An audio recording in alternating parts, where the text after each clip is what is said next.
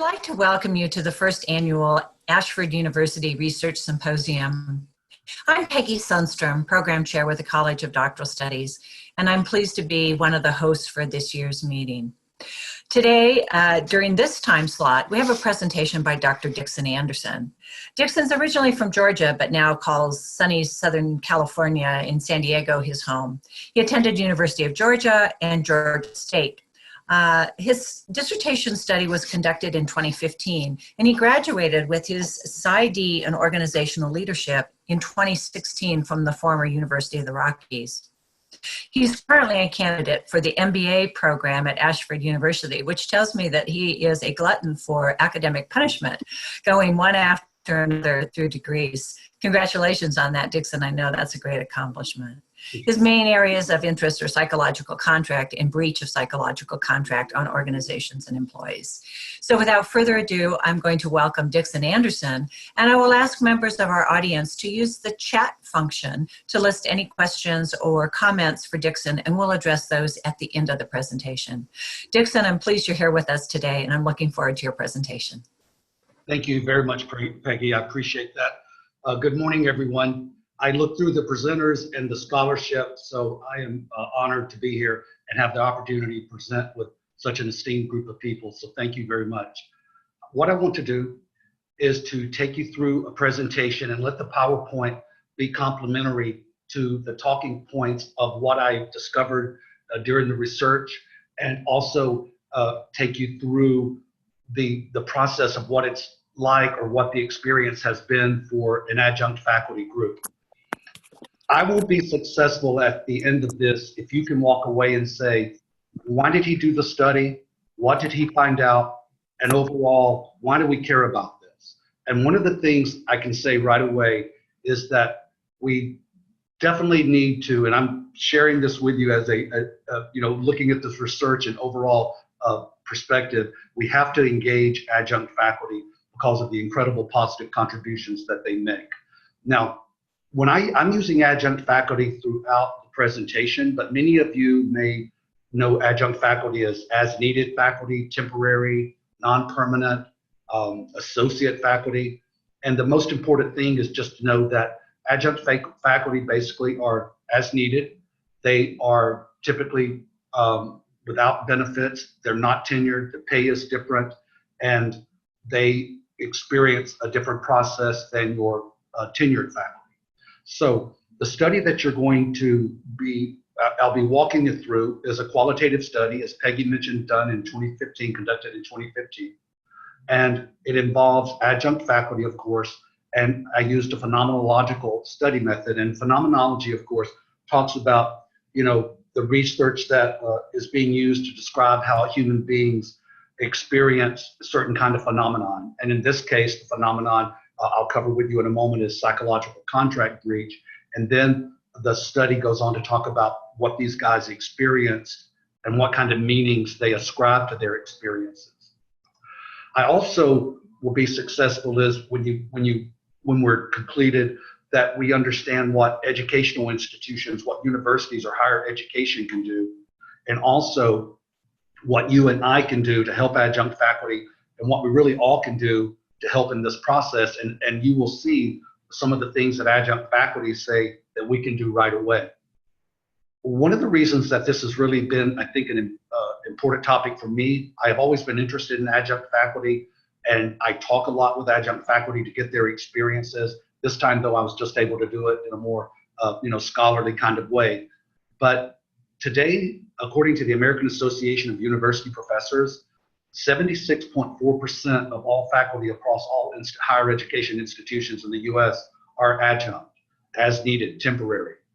That compares to around 1968, the last statistic that I looked at, the adjunct faculty was about 30%. So it has increased, and by everything that I see, it's going to increase. So that's a population of people that if they're 3/4 of your institution, you probably want to know about them. You probably want to know what they're going through, what they're experiencing, and what kind of meanings they ascribe to that experience that they're encountering. So let's look a little further and kind of get to the true crux of the situation. I'm not sure if you guys have heard the term psychological contract, breach or violation, but let me just kind of start with the, the major area. Psychological contract is not a written contract by any party. It is a unwritten contract, and it's basically an individual's belief that an obligation has been made between two people. It's usually the employee and the employer. And there is a perception that once the promise has been made, that the individual on the other side is going to follow through. So there's a reciprocal obligation. One way to look at this is you're the employee and you get either you assume it or you hear it or it's said directly to you, again, not written, but the boss says, you work hard, you're hunkered down, you're doing everything you can do, you give me 100%, you show up, you know, don't make any waves, just be a great team player. Then when promotions come around, hey, you can be in line for that promotion. So right then, by that concept, a reciprocal obligation has occurred, which is you do everything you're supposed to do, and you know what? You can get a promotion. So that's what the employee is thinking. So there, at this point, we have a contract. Now, the breach, which is the phenomenon in question here, experienced by adjunct faculty, this refers to the recognition by the employee that, hey, I did everything I was supposed to, but you didn't follow through with your end of the bargain. What happened here?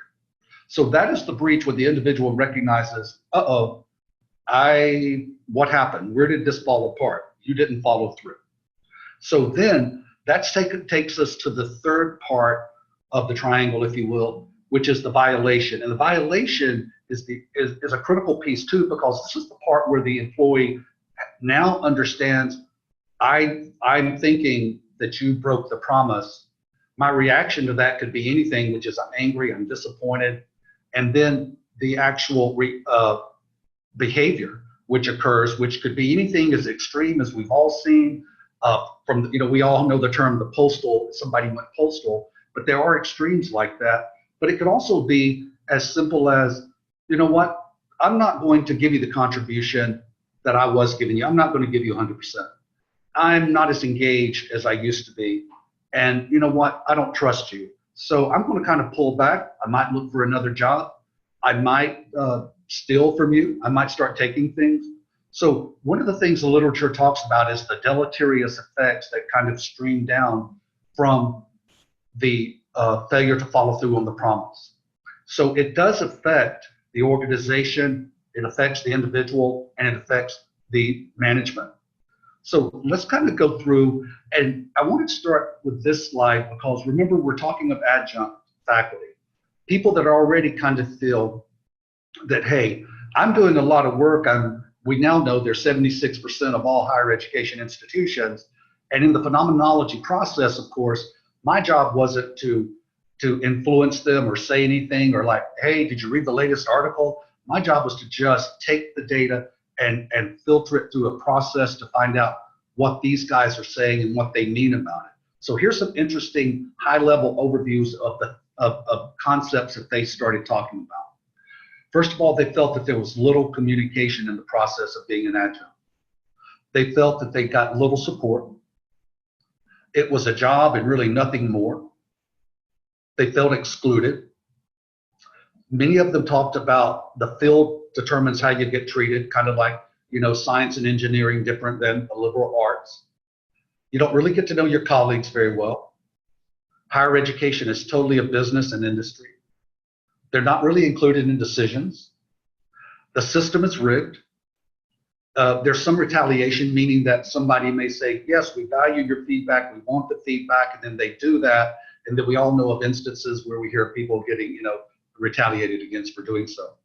And then they hear throughout that, hey, oh, you're adjunct, you're not real, you're not real until you're tenured. And then they talked a little bit about for-profit because many of the participants were campus-based, for-profit, not-for-profit, online, et cetera. So it was a mix. And they talked about they get a lot of pressure to pass students. And then finally, and this is a theme throughout pretty much everyone that came across, was low pay. So this is what they're talking about here in terms of the big picture for them and what goes on. Now, let's kind of step back a little bit And remember, in phenomenology, we're looking at their experiences, and we want to look at the reactions and the meanings that these individuals are ascribing to that experience. So let's look at some essences that were revealed through the process of the interviews and then using different methods and phenomenology to bring about these essences. Number one of the themes, the essences that came through was the loss of an identity as an educator due to the nature of the adjunct faculty relationship with the institution. Now, I'm going to elaborate a little bit more about this in a moment, but from when they started to the point that I'm interviewing them, they felt the identity loss as an educator based on the institutions they're working with. Number two, there was this interesting cycle of grief or emotional states where they were trying to come to terms with the loss of their identity as an educator and basically their subsequent shift to the identity of facilitator. I heard comments like hand-holding and those kind of things, which was a little different than what they had expected. This process then follows up with an essence of a sense of powerlessness. So what you have is this essence, this overall feeling of, hey, my identity is a little different than I thought it was going to be. My emotional states, are a little different based on what I've been experiencing. And one of the things I've resigned myself to is almost a sense of powerlessness, which is basically, what can I do? And many of us, when we face with that issue of what do we do, or we feel powerless, we kind of get caught up in a loop and we don't really know what to do. So many of us do nothing. Now, let's continue on this theme a little bit and let's follow up and look at some stages that were occurring. It's a backup to what you just saw. Let's talk about the experience. Now, in this case, one of the big breaches that were experienced was indicated as a gap between kind of what was promised to them as an adjunct and what they really got when they got into the job and realized what it was. That was one of the first psychological contract breaches that many people experienced. There were others, but this was one that they noticed pretty quickly. Now, the reaction to this, and I know this may sound provocative, but it came through, was the adjunct reacted to the breach through a process of the emotional state similar to that put by Elizabeth Kubler-Ross. Now, I say provocative because when we think of Elizabeth Kubler-Ross, we think of her book of On Dying in 1969. We look at the process she went through of terminally ill patients and what was happening there. But in her later life, she went on to modify her concepts to include loss in general, loss of a job, a divorce. She talked about the emotional states and the pattern of where you are in that period, and this is one that would fit into that. So it actually fits in kind of quite nicely with what these individuals were talking about, what they experienced. And then, of course, the meaning. Here's one of the fascinating things about the process of phenomenology and looking at the phenomenon and the meanings, where the adjunct faculty internalized their experience, and what they arrived at was individualized to their situation. And I'm going to talk a little bit more about that in a moment. So you've got the experience, the reaction, and the meaning they ascribed to what they were going through. So let's move forward just a little bit, because we now know how they feel. We also know the meanings they've ascribed to this. They're telling us that, hey, I went through some emotional states, denial, anger, bargaining, finally acceptance, etc. I felt a little powerless, kind of disconnected. It's a lot different than what I thought. So it's very fair for any of us who are, taking this in and being a neutral party to go, I understand. So talk to me more, and talk to me if you're not satisfied. And this isn't a judgment question. It's just I think a common sense one, which is, why do you continue teaching? How do you reconcile with the way you feel about the experience with the reality that you're experiencing? And it boiled down to the theme that came up was a theme about motivation. So one of the things that came from this process was an ideal image of an internal status, an external status of what it's like to be an educator. And just to clarify that for a moment, a great mentor of mine helped me with this, because at first I was kind of unsure. But the internal status is that if you are among a bunch of PhDs, then having a PhD it kind of gets diluted. it's kind of accepted. You know, you're in faculty and you all have PhDs and you're working toward it. But the external status could be, hey, there's Uncle Dixon. He teaches, they really won't know the difference in adjunct faculty or not unless they drill down. And you say, I'm a professor at a university and I teach. There's a lot of external status attached to that. So this is one of the themes that continue to come up. So let's just look at some of this. I covered the internal, the external status. The individuals talked about their love of learning. They also talked about I matter, and they do. All of us know in our educational history, teachers, faculty who have made a difference in the way we learn and the way we see things, so we all can identify with that.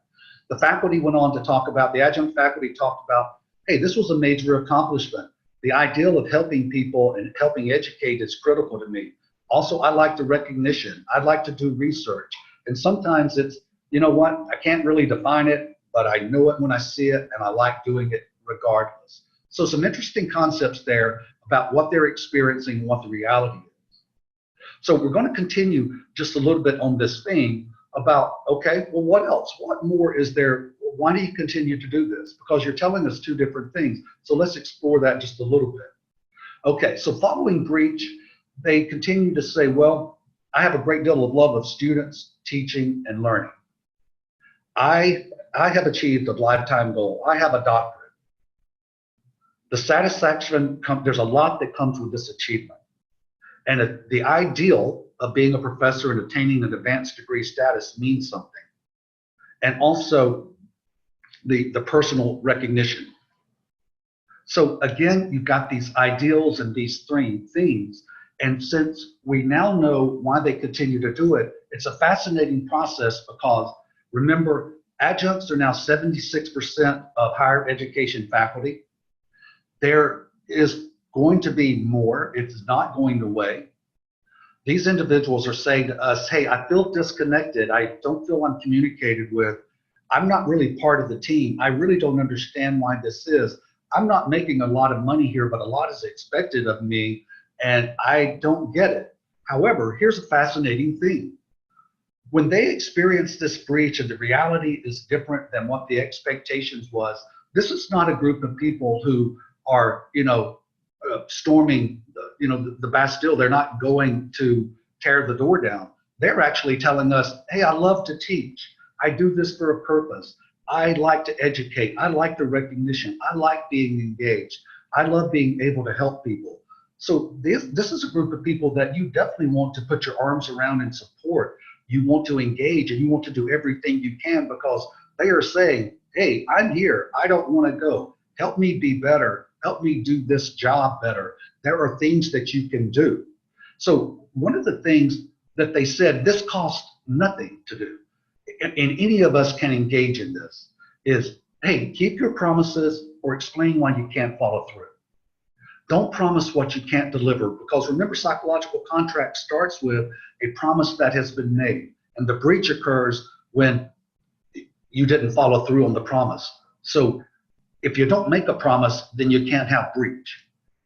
Also, communicate at the appropriate levels with less reliance on email. All of us have seen something major come down, not from the people that we respect and we work with, but from quote unquote higher ups that are anonymous to us, and we're just left to deal with it. We know what that feels like. The adjuncts also say, take responsibility. And actually, very quickly, the research shows that you and I, if we receive information that is negative from someone we respect and someone that we value and someone who has been up front with us before, we're more likely to take that and accept that information, and our violation is going to be interpreted differently than if we receive information from someone we dislike or someone we don't know. So basically the adjuncts are saying, hey guys, this is no sweat. You can do this. You can help us these ways. And they say, don't delay in responding and communicating. If there's something going on, let us know. We are part of the team. We want to be part of the team. And also, hey, please express your appreciation and acknowledge our contributions, because we actually make a lot. And remember, we're 76% of this institution's faculty. We'd like to be acknowledged that way. Now, they also said those things, but here's some things that you and I, but also universities can do in the administration.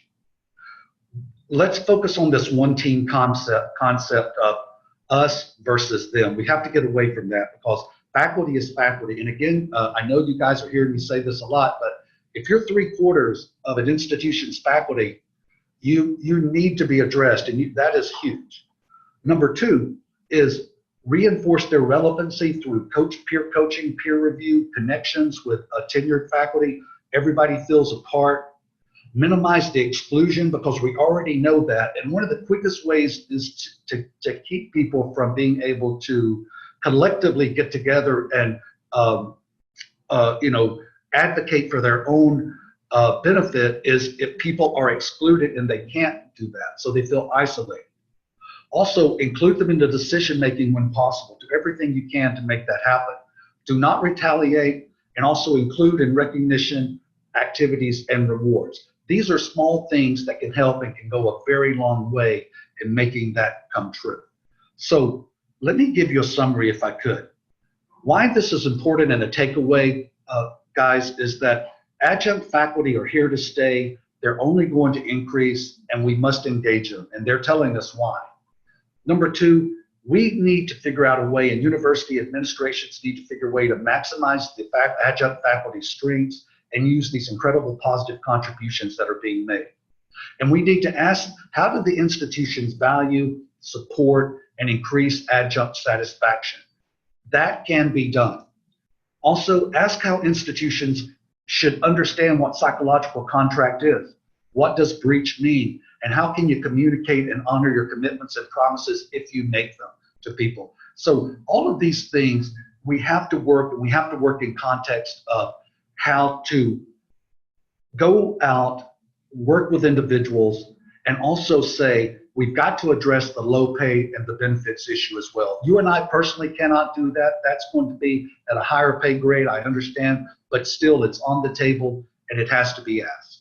So in summary, adjunct faculty here to stay, adjunct faculty wanting to help in every way possible, adjunct faculty saying, I am here, use me, let's work together, let's make this a better process. These are some of the things that you can do. And a lot of this, again, is effort. It's free, So it's just the commitment on everyone's part to make that happen. So as we come up here to the end, I want to share with you just some additional readings on psychological contract. It is an incredible phenomenon that is still a moving target in many ways, but greater research is being given to that. So here's some additional readings. And also, I want to thank you very much for your attention. It's been an honor. Again, my name is Dixon Anderson. Here's my phone number, my email, the name of my study, and you can find it, of course, in ProQuest dissertation and the thesis database. So I will turn it over to our host, and I'm very much open for questions and discussion. Thank you very much, Dixon. I've heard your presentation before, but each time I hear it, I take away some new points and some interesting concepts.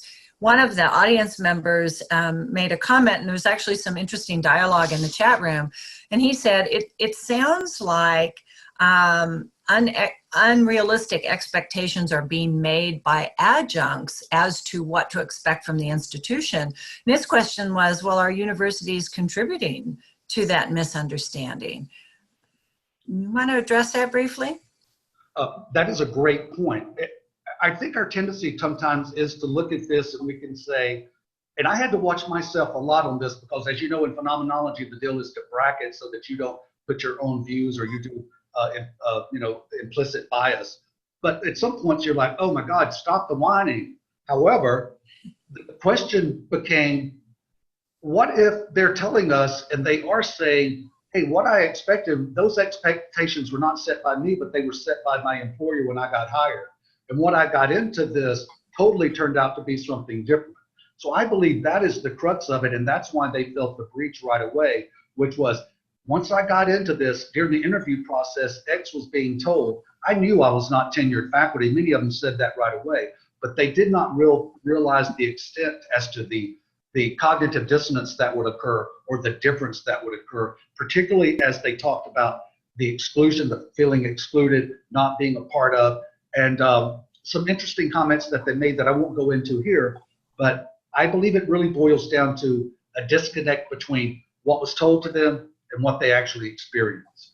And that's an interesting point that one of our audience members said, which is a contract's a contract. So the contract says you're going to teach this class, you're going to do that. And in fact, that's what happens. But what I think you have found is that when an adjunct professor comes into an institution, they expect more collegiality, they expect more inclusivity, they expect more of a feeling of being part of a bigger whole. And in many instances, they're disappointed by that perhaps that lack of community. Here's another question that came up. Did you find that adjuncts experienced much subject matter expert satisfaction if their institution promoted their scholarly identity through conference participation? A very good question. One of the things that I found was that the more across the board, the more adjunct faculty were engaged, the greater level of satisfaction that occurred. And also, just to go back to one thing real quickly, which is when you're in the interview process and you sign a written contract and it says you're going to take X number of classes, that is not a psychological contract as we know. That's an actual legal contract that you sign.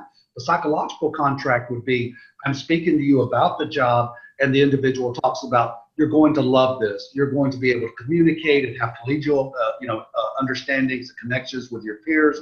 You're going to have X, X, and X. It's going to be wonderful. And then what happens is once one gets into that job, that psychological part of it did not actually occur. And that begins the process of promises made, promises not kept.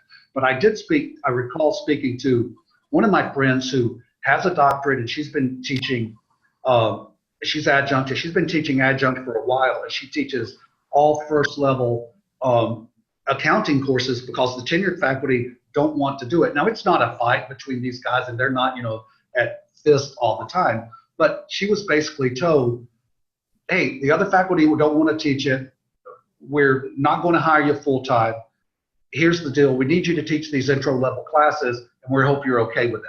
And that was kind of how she was communicated with. And that's just one example. I'm not saying it's indicative across the board, but another example of an opportunity to engage and to embrace and to allow opportunity for this person to move forward has been kind of squashed. So kind of as a wrap-up question, perhaps then, with as many as 76% of faculty being adjunct, obviously depending on the institution, what does this tell you about the status of higher education, the direction we're going, the work environment that's being created, and perhaps, ultimately the quality of education that comes from this kind of an environment?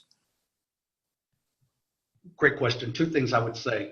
Fortunately, as we already know, when we looked at, even though these adjunct faculty feel breaches occurred, they've already shared with us that they're not retaliating. They love teaching. They love the ideal. They love being engaged. And that has been across the board. Now, that's self-reporting data for sure, but it still was a theme, which is, hey, I'm not going into the classroom talking negatively about my experience. I'm there to teach and to make a positive contribution. So I think that is a positive thing first. Now, let me say this also. One of the things, if you and I or anyone go to Google right now and type in state of adjunct faculty, we're going to pull up information that is not very positive across the board. Just this week, I read 3 articles. One was called Capitalism in Higher Education. One was called Death of an Adjunct.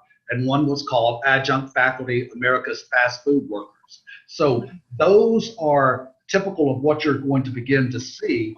And also, to use a term, and again, I don't want to make it too provocative, but I see some stuff out there, and I ran across something where they called it the education industrial complex. So is education now going the same route, and where it really truly is a profit model? It is a business model only, and that's going to begin to outweigh everything.